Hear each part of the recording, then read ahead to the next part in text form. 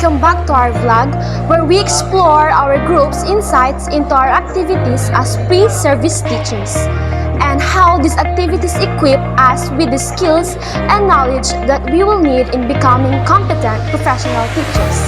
In this vlog, Activity 4 under Field Study 2 will be discussed.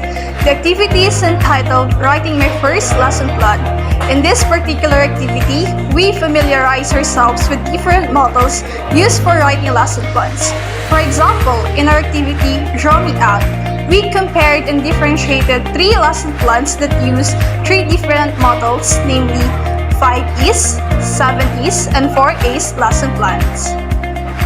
The 5E lesson plan includes 5 phases: engage, explore, explain, elaborate, and evaluate. The type of model is used in elementary levels, while the 7B lesson plan includes 7 phases: elicit, engage, explore, explain, elaborate, extend, and evaluate. Notice how both models almost have the same phases. This is because both the 5E and 7E lesson plan are used in the science subject. However, since we are English majors, the 4A's lesson plan is best suited for us. The 4A's lesson plan is a model applicable to all subjects as long as the lesson that a teacher will be writing the lesson plan for is learner-centered. The curriculum in today's educational system emphasizes the responsibility of the learners and their own learning process. The teachers today serve as the facilitators that guides the learners towards the expected learning outcomes. No more spoon-feeding. Now, the 4A's model consists of these parts, but it stresses on the 4A's. The first stands for activity. This is where the teacher activates the learner's prior knowledge by showing something that is familiar to them. This is because prior knowledge activates a new learning, and new learning facilitates making connections, making the lesson interesting to the learners. The second is analysis. These break down parts to understand the whole concept, and a teacher does this by asking questions, which is why the teacher must be great at the art of questioning. The third A is abstraction, in which new learning activated through activity and analysis will be concretized by the teacher as he or she introduces and discusses the lesson, by still making sure that it is a learner-centered. And lastly, the fourth A, which stands for application.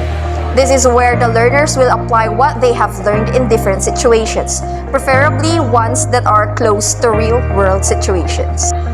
Again, the 4A's model stands for activity, analysis, abstraction, and application. And this model is best used for a learner-centered teaching in any subject. Now, from all the 3 models, we find that the most difficult part to construct is the procedures. Why?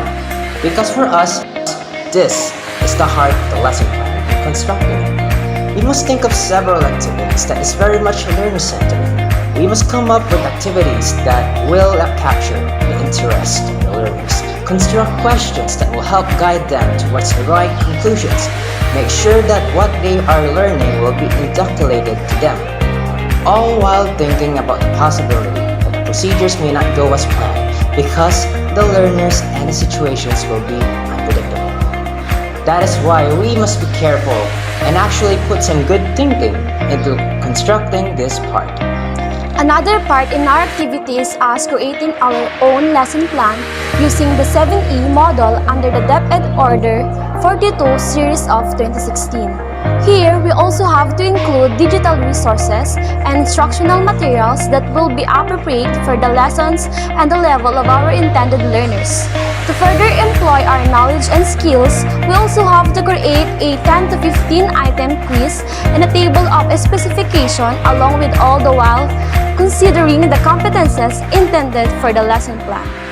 As a group, our takeaway from this activity is that crafting a lesson plan is never easy, and crafting a learner-centered lesson plan is even harder.